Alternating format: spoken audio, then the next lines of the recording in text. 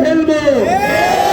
ভারত যেই হাত দিয়ে বাংলাদেশের উপরে আগ্রাসন চালাবে সেই হাত আমরা ভেঙে ফেলবো। ভারতকে রুখে দেওয়ার জন্য বাংলাদেশের সেনাবাহিনীর প্রয়োজন নাই। বাংলাদেশের 20 কোটি মানুষ, এক একটা সেনাবাহিনী, এক একটা যোদ্ধা। আমরা রক্ত দিতে জানি।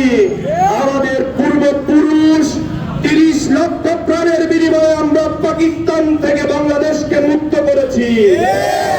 আমরা 2000 ছাত্র জনতার জীবন ত্যাগের মাধ্যমে স্বৈরাচার সরকারকে পতন করেছি। প্রয়োজনে আমরা আরো 2 কোটি ছাত্র জনতা জীবন দিয়ে দেবো ভারতীয় আগ্রাসন রুখে দিতে।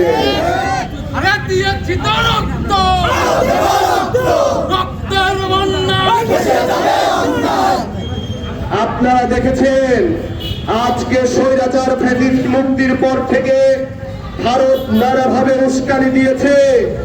বাংলাদেশের জনগণ সীসা ঢালা প্রাচীরের মতো তাদের উস্কানি রোধ করেছে।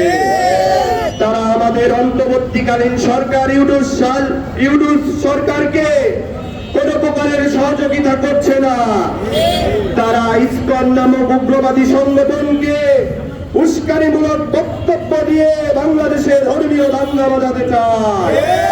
আমাদের দেশের ইসলামী শাসক গোষ্ঠী, ইসলামী সমাজ সেই চক্রান্ত রুখে দিয়েছে। আপনারা দেখেছেন আদালত প্রাঙ্গণে কিভাবে আমাদের ভাইকে শহীদ করা হয়েছে। আমরা তারপরেও কোন হিন্দুকে, কোন সংখ্যালঘুকে আমরা অত্যাচার করি না। আমরা তাদেরকে শান্তির আহ্বান জানিয়েছি। আজকে যখন বাংলাদেশের অস্তিত্বের প্রশ্ন হয়েছে, আজকে যখন বাংলাদেশের সার্বভৌমত্বের প্রশ্ন হয়েছে, আজকে যখন বাংলাদেশের স্বাধীনতার প্রশ্ন হয়েছে, তখন এদেশের হিন্দু, বৌদ্ধ, মুসলিম, খ্রিস্টান সকলে ঐক্যবদ্ধভাবে রাজপথে এসেছে। আপনারা দেখেছেন আগামীকাল ঢাকা বিশ্ববিদ্যালয়ের জগন্নাথ হল থেকে কিভাবে বৃহৎ মিছিল নিয়ে বেরিয়েছে দেশের হিন্দু সনাতনী ধর্ম। সনাতনী ধর্মের প্রতিনিধিত্ব ইসকন করে না। ইসকন একটি উগ্রবাদী সংগঠন। এই ইসকন আমাদের দেশে সাম্প্রদায়িক দাঙ্গা লাগাতে চায়। এই দেশে খুনি হাসিনা ও বিজেপির এজেন্ডা বাস্তবায়ন করতে চায়। আমরা সকল প্রকার ষড়যন্ত্র রুখে দেব। আপনারা দেখেছেন ভারত কূটনৈতিক চুক্তি, ভিয়েনা চুক্তি ভঙ্গ করেছে। ভারত বাংলাদেশের দূতাবাসে ভারতীয় উগ্রবাদী সংগঠনের হিন্দু সাম্প্রদায়িক জনতা হামলা করেছে। এদেশের আন্তর্জাতিক নিয়ম শৃঙ্খলাকে ভঙ্গ করেছে। আমরা কিন্তু তাদের বিরুদ্ধে তেমন কিছু করি নাই। আমরা জেলা প্রশাসকের মাধ্যম দিয়ে ভারতীয় দূতাবাসে চিঠি পাঠিয়েছি। আমরা প্রতিবাদ জানিয়েছি আইনের মাধ্যমে। তারা প্রতিবাদ করেছে আমাদের হামলার মাধ্যমে। আমি ভারতকে বলতে চাই, যদি তারা এই আগ্রাসী মনোভাব না বন্ধ করে, আবার একটি মুক্তিযুদ্ধ সংগঠিত হবে ভারতের বিরুদ্ধে। অখণ্ড ভারত দেখার স্বপ্ন, ভারত খণ্ড খণ্ড হয়ে যাবে ইনশাআল্লাহ।